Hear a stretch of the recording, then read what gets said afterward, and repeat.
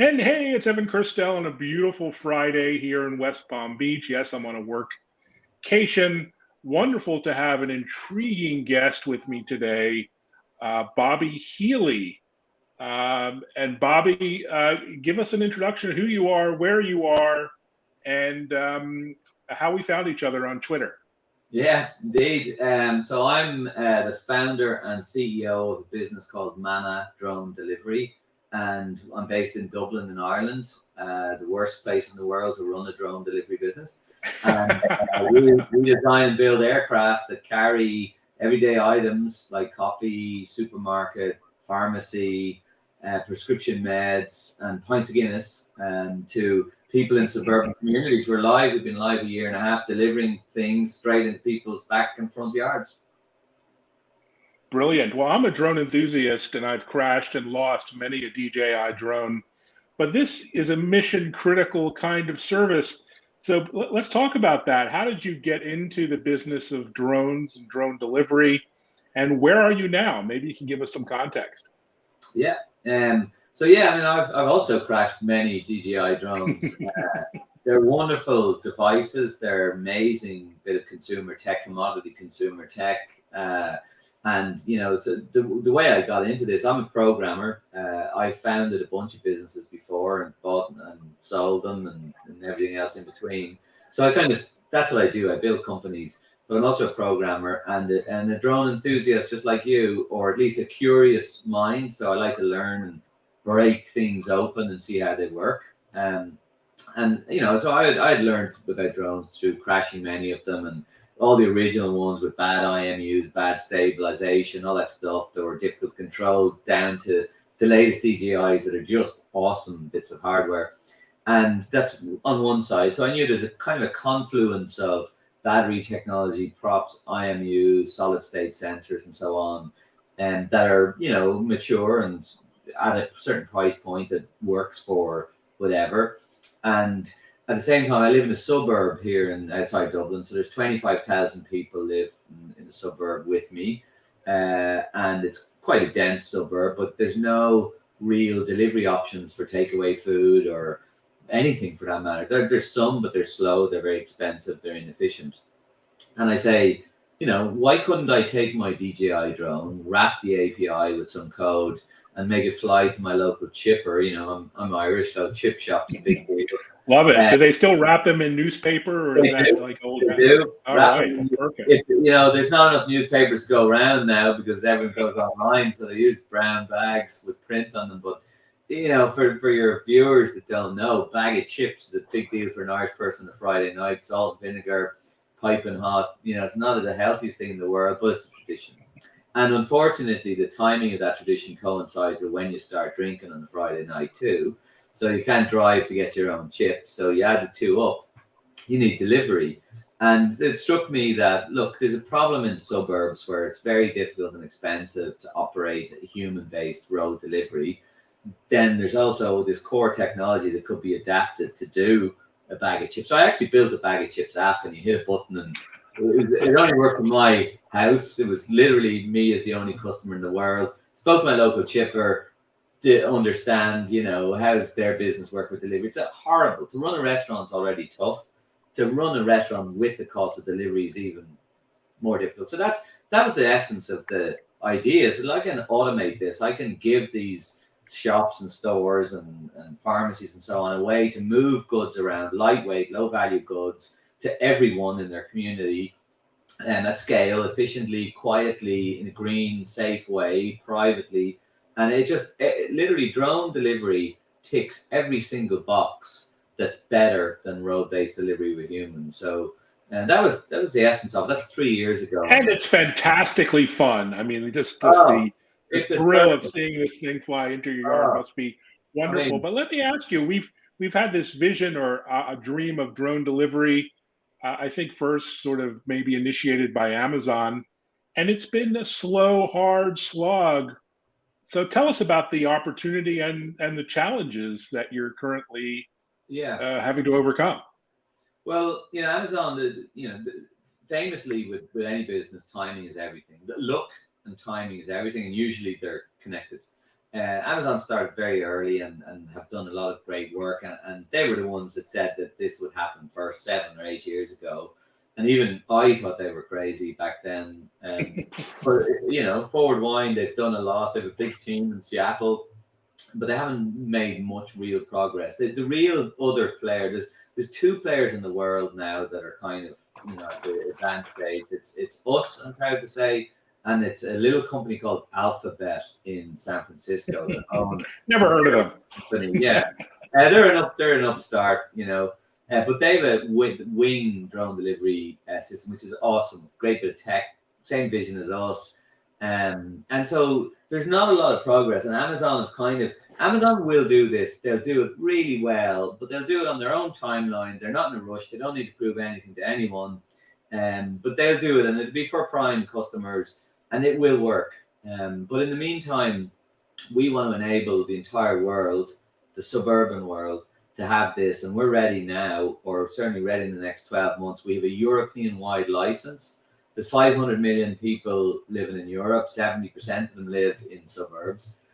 So we'll be scaling this business in 2023 onwards. And the thing that's different here is you look at what Amazon have done, or what with your regular drone. The real difficult problem to solve, it's not like autonomous driving where you have to solve vision and sensors and perception and really big AI problems. With drones, the problem to solve is actually safety. It isn't really a difficult, deep technical problem to solve. It's about, how do I fly 10 million flights a day without an event, without any catastrophic event? That's actually the problem to solve. So this industry is exciting. And when you see our aircraft is big, by the way. It's the size of a medium-sized dog, I would say, or a large seagull. So it's big. The cargo's inside. It's 1.6 meters. So it's nearly 1.8 yards tip to tip. And so it's big cargo bay inside. When it arrives, particularly at nighttime, because we fly at nighttime, it's got these lovely flashing aviation lights on it. It arrives over your house. It is a circus. Everyone loves it, and it's just incredible. It's a hell. So you see, there's that's a quad coax, so 8 motors, and you can see underneath there the cargo bay doors. That's our website. And the cargo goes inside there, and we actually don't land. We hover over your house to find a safe place to deliver, and we lower the product down to the ground on a winch system. We use LiDAR for recognizing whether it's flat, inanimate area, if there's little people underneath the aircraft, things like that. But we hover at about between 60 and 90 feet over your house to deliver, and the delivery time is about 3 minutes. Depending on the distance you are, you can be from 2 to 4 minutes roughly, depending on our operating radius. But this thing arrives, you don't see it in this video, but there's at the end of those wings, they're wrapped with lights, green and red lights for left and right for standard aeronautical, and they flash. And the thing arrives silently over your house, and you just see the flashing lights as it appears and it descends. If anyone's seen Close Encounters of the Third Kind, it's not terribly different. But the really intriguing thing is we've already done 75,000 flights, which really, and we have customers that have ordered over 100 times already from us. So it's not like, let me try drone delivery once and that was great fun. Thanks very much for going back to Netflix.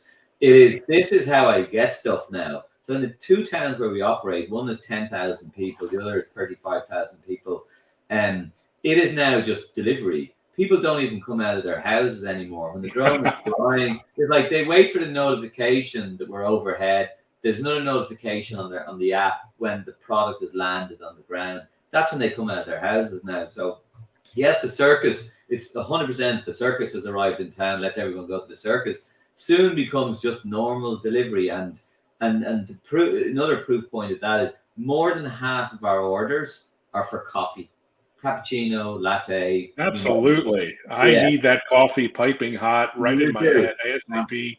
So tell us, I mean, we like to think we're on the bleeding edge of technology and innovation in the US, but I'm looking at this like I'm a kid in a candy store, like I've never seen anything in my life. How did Ireland and Europe take the lead in this when, I can't do this in Boston or New York or anywhere else in Silicon Valley or where have you? It's interesting, actually. The US is very much the tech lead, and Wing are a US company, and have as good, if not better, product than we have. They're awesome, right? And they're trailblazers, started before we did. However, the nature of the USA is one big giant country, 300 and 400 million people, whatever it is, and therefore your regulator is a gigantic big regulator with 45,000 people working there. This is the FAA. The FAA do a wonderful job of keeping folks safe, of make sure the airspace is safe and all of that good stuff.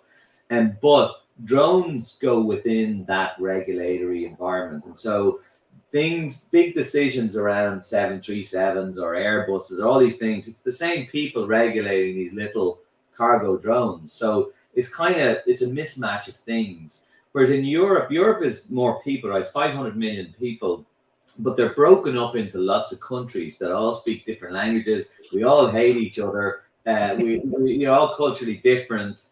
And it's like going into a bar in New York. You have 10 different nationalities in every bar.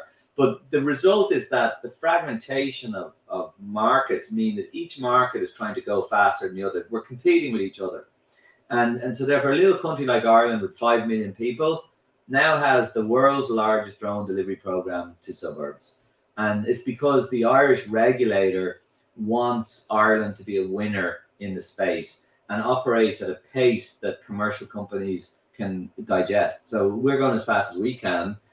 We're trying to be, as good as we can while being safe as well. But the regulator is there. Every turn we want to take, they're there. And that just makes it easier for us to get going. So like any technologies, if it's a regulated technology, the difference is the country, the government, and the regulator, and the pace of operation there. Your audience doesn't need to worry. We'll be coming to the USA next year, and we think that while the USA is behind right now, it will catch up with and it will overtake the rest of the world in the next 2 to 3 years. And that's because the US consumer is educated, insatiable demand for delivery. The space, the suburban living spaces tend to be very well suited to what we do. So I have no doubt whatsoever that the USA will ultimately overtake, but Europe is in the lead right now. Fantastic. So you've invented a new acronym, as far as I can tell: Drone Delivery as a Service, DDAS. So we have SaaS, we have PaaS, we have CAS, we have all our acronyms. So is your go-to-market essentially delivering a platform as a white label, or how do you go to market in these various countries, and maybe describe your sales and marketing motion? So the way we approach it is we think that the community is our partner. So we go into a community and we say, we're going to create lots of new jobs. We're going to power your local businesses by letting them move things around for free. We basically, I think the local bookshop in the small town we have in Ireland, 35,000 people, they have a better product than Amazon have now. They get to their customers quicker than Amazon will ever be able to get to their customers. So the first point, or the beachhead for us, is the community, right? And we say, we're a good thing, we're helping your local businesses. And obviously consumers love this, but so too do the local businesses we work with. So our business partners are the local vendors, the butcher, the grocer, the pharmacy, even the local bar. We're serving pints of Guinness by drone. And so that's really our go-to market. Is we fly from the roof of our partners if they have a big enough roof. If they don't have a big enough roof, then they'll set up a little shop on the roof where we are. And that's it. And the drone can either fly off our roof where they store their products, or we can fly to them. We lower our winch, they attach it, and then we fly on to the consumer. So the go-to-market model is essentially, we want to be working with every single local vendor in every single suburban community and fly for them all. Wow, what a differentiator on the e-commerce and online sales world versus Amazon and their juggernaut that they've built. So I'm a techie. You're a technologist. I have a lot of techie followers who listen and watch this. Describe the platform that you built, if you would, and the hardware, the software, the navigation. What does the end-to-end solution look like, right down to the physical layer? That's my favorite bit. So first of all, I hate to say it's very boring because it's designed for safety and reliability. So On board the aircraft, we've got a circuit board there with 3 flight computers on there. Those flight computers have IMUs on them, essentially inertial measurement units that measure the pitch, roll, and attitude, general attitude of the aircraft, and also barometric altitude sensors. So we have 3 of those. Any one of those, they all think that they're in control of the aircraft. Each one of the flight computers thinks it's flying the aircraft. Only one of them is. And then there's a voting system, a hardware and software voting system that essentially monitors them and decides, is any of them gone berserk? If they've gone berserk, then switch to one of the others. So that's why we have 3, right? Because the vote is always a majority vote. And if anything goes wrong, if we lose a GPS or a compass or the software stack crashes on the flight computer, we switch to another one and we fly home. So we RTL straight away. We either smart RTL, where we retrace our footsteps, or we directly RTL, depending on the airspace conditions. So we have 3 flight computers. We have 3 companion computers that monitor those computers. It's all running on it's not a PC, it's our own design, but then we have a governor computer that's actually an NVIDIA GPU, and that's what we use for monitoring both the radar and the LiDAR. And we stream the LiDAR and radar to that, and it does a little, not a ton of vision, but a little bit of vision to detect obstacles and to check that the ground is clear. And then, of course, we have, so the redundancies in the flight computers, we have 8 power supplies on board. So we have, we have a 3, a 5, and a 12-volt bus that we convert from the 48-volt batteries, I should say. And then we have redundancy across those power supplies. So it means that if a power supply dies, power supplies die, right? Capacitors die, they short, all the things happen. So we have redundancies in the power converters and power supplies. And then finally, on the actual power system, we have a large battery, which is actually 1.4 kilowatt battery. And then we have a redundant battery. So if the large battery goes into runaway heat, so the problem with lithium ion or lithium polymer is that you can have a runaway heat situation where the thing will go out of control if you continue to operate, and it'll ultimately go on fire. So we monitor that, and if that happened, we shut it off. We don't draw from the battery. We switch to a backup battery, and that backup battery gives us 120 seconds of flight. And so we never fly further than 60 seconds away from a rally point. And it means that when the aircraft leaves, it goes out on a particular route that it knows it's going on, and it knows it's never more than 60 seconds from a rally point. And that means that, again, if we're flying 10 million times a day, it's guaranteed that a battery will fail every day on us. And that's the way we address that. So all of that happens on board on the actual aircraft. It also has lots of connectivity. We have twin LTE connections, and we have radio on there as well. We have a pyrotechnic powered parachute as well. And you can see from the image there, there's 8 motors on 4 arms. Our new aircraft is actually 8 motors on 8 arms. So we're going to an optical. Wow. Yeah, and it's bigger, quite a bit bigger. So the cargo bay in the new aircraft will take, don't ask me to convert this to imperial, 35,000 cubic centimeters. So think, I think meal for 4 to 5 people, family meal for 4 to 5 people, and the cargo weight will take 3 to 4 kilos. So that's 8 pounds of cargo. So it's a lot, and it's designed. Obviously, it flies coffees and pints of Guinness, and it flies pharmacy, which is super light. But it also your standard daily convenience store shop, what we call single basket grocery. We can carry 95% of that with the new aircraft. So there's a ton of predictable stuff like IMUs, batteries, things like that.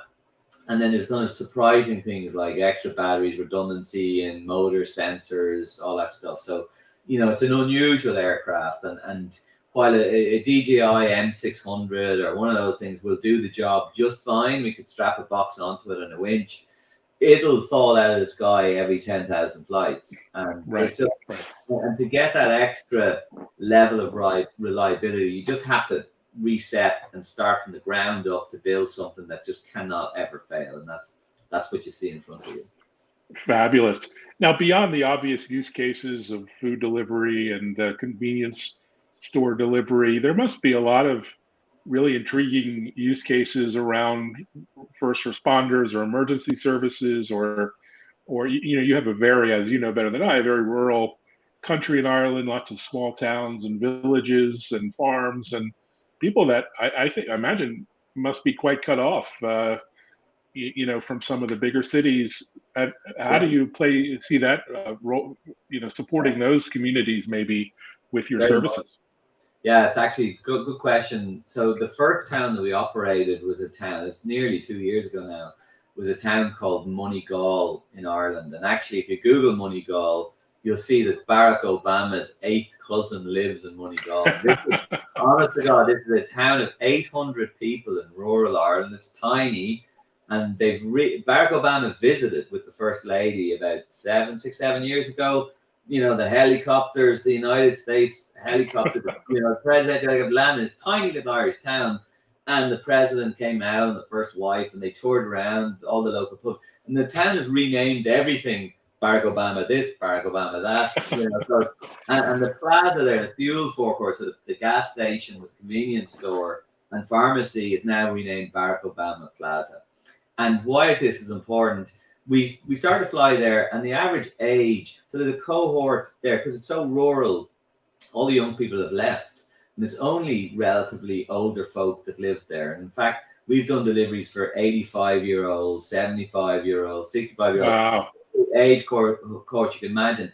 And we introduced a system that had never been done before in the world, where we did a video consultation with a doctor, followed by electronic issuance of a prescription to the pharmacy, and then we flew the prescription from the pharmacy to the customer. Oh, that's wonderful.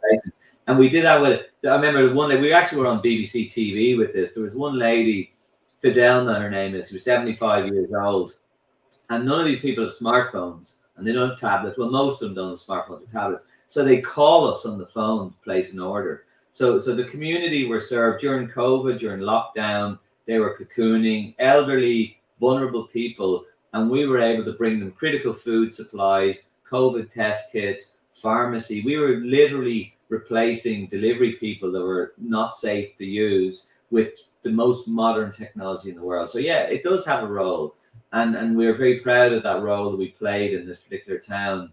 And our intention is to roll that out across the entire world, so that every community can have access to a lightning fast green delivery service. Wow, this is, you talk about the digital divide and broadband. This is drone delivery as a service might be the new digital divide that needs to be closed. So fantastic work. Well, look, it's been really intriguing hearing from you. Are you heading out to CES or any other events early in the new year? I probably will be. Yeah, I'm looking at dates now for CES. I'll probably be there. I love it. Great. Well, I'll be sure to follow you on Twitter, and you follow your incredible tweets where I first discovered you guys, and good luck. Onwards and upwards, as they say. And, thank you very much. Amazing mission. Yeah. Everyone follow me on Twitter. All right. We'll look forward to more tweets and great content. And take care. Godspeed. Thank you. Bye-bye.